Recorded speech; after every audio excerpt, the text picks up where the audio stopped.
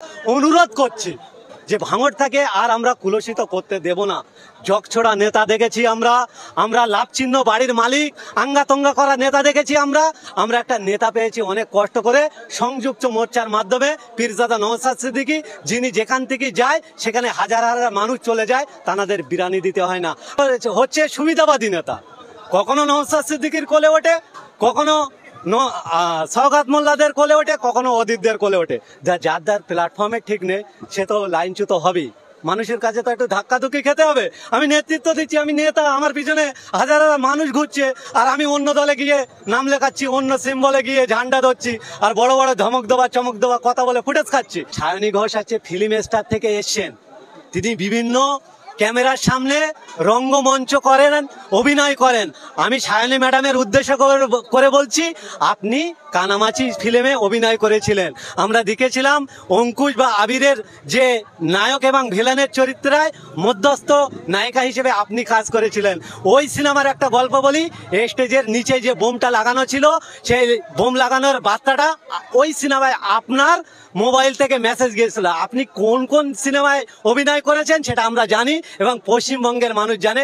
আপনার ওই অভিনয় ভঙ্গিতে ভাঙড়ের মানুষের মন জয় করতে পারবেন না।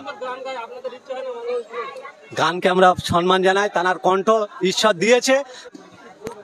দেখেন, শুধু তৃণমূল বলে তৃণমূলদেরকে লজ্জা দেব না। গোটা ভারতবর্ষের যে কালচার সৃষ্টি করে দিয়েছে, খেলার মেলায় মানুষকে লিপ্ত করে দিচ্ছে, কোথাও মেয়ে দিয়ে, কোথাও মদ দিয়ে, প্রতিনিয়ত তাদেরকে ভুলিয়ে রাখতে চাচ্ছে যে গণতন্ত্র দেশে মানুষ যে গণতান্ত্রিক অধিকার, মানুষের যে মৌলিক অধিকার, নিজের অধিকার নিয়ে বেঁচে থাকার জন্য একদম শেষ নিঃশ্বাস বেড়ে যাওয়ার তাল, মানুষ তার সরকারি কোনো প্রকল্পের পরিষেবা পাচ্ছে না।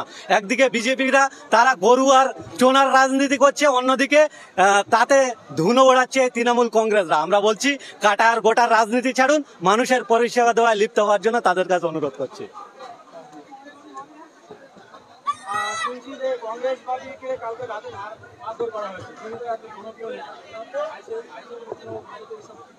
আপনি তো প্রথমেই ভুল বললেন, তিনি আর কংগ্রেস আছে নাকি? তিনি হচ্ছে সুবিধাবাদী নেতা, কখনো নওশাদ সিদ্দিকীর কোলে ওঠে, কখনো সওগাত মোল্লাদের কোলে ওঠে, কখনো অদিতদের কোলে ওঠে। যার প্ল্যাটফর্মে ঠিক নেই সে তো লাইনচ্যুত হবেই।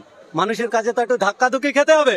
আমি নেতৃত্ব দিচ্ছি, আমি নেতা, আমার পিছনে হাজার হাজার মানুষ ঘুরছে, আর আমি অন্য দলে গিয়ে নাম লেখাচ্ছি, অন্য সিম্বলে গিয়ে ঝান্ডা ধরছি, আর বড় বড় ধমক দেওয়া চমক দেওয়া কথা বলে ফুটেজ খাচ্ছি। এরকম ঘটনা যারা ভাঙড়ে করবে, শুধু বাপি বলে নয়, মানুষের উপর যারা জুলুম অত্যাচার করবে, সবাই এর শিকার হবে। যত নির্বাচন এগিয়ে আসবে এই পরিস্থিতি ততই বাড়বে বলে আমরা মনে করছি। তারপরেও ভাঙড়ের মানুষের কাছে আমরা বলবো, সুবুদ্ধি সম্পূর্ণ মানুষ থেকে শুরু করে জাত ধর্ম বর্ণ নির্বিশেষে সমস্ত স্তরের ব্যক্তিবর্গদের কাছে আমরা অনুরোধ করছি যে ভাঙড় থেকে আর আমরা কুলসিত করতে দেব না। জগছড়া নেতা দেখেছি আমরা লাভ চিহ্ন বাড়ির মালিক আঙ্গাতঙ্গা করা নেতা দেখেছি আমরা একটা নেতা পেয়েছি অনেক কষ্ট করে সংযুক্ত মোর্চার মাধ্যমে পীরজাদা নওশাদ সিদ্দিকী, যিনি যেখান থেকে যায় সেখানে হাজার হাজার মানুষ চলে যায়, তাদের বিরানি দিতে হয় না। আজকে আপনাদের মাধ্যমে বলি, আমরা যে টার্গেটে গেছিলাম তাছাড়াও 150 মানুষ রক্ত দিয়ে চলে গেছে, তাদের কুপন দেয়নি, কেউ একবারও আওয়াজ পর্যন্ত করেনি।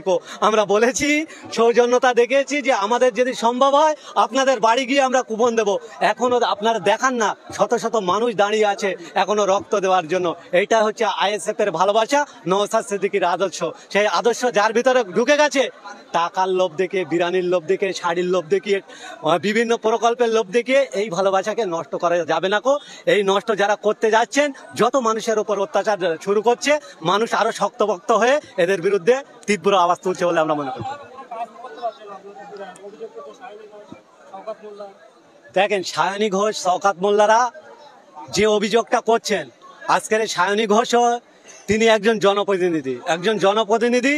তানার যে এলাকায় যে সরকারি প্রকল্পের কাজ করতে গেলে তার একটা প্রপোজাল করতে হয় প্রথম, তারপরে সেটাকে জমা দিতে হয়, তারপরে একটা এস্টিমেট হয়। সেই এস্টিমেট অনুযায়ী টেন্ডার হয়ে কোন টেন্ডার সেই কাজ পেলো সেটা চিহ্নিত করতে হয়। নওশাদ সিদ্দিকী বাপের বেটা, তার দম আছে। তিনি বলেছেন যে আমার বিধানসভা মেয়াদ শেষ হওয়ার পূর্বে সেটা আমি মানুষের সামনে ইউটিলাইজ করব।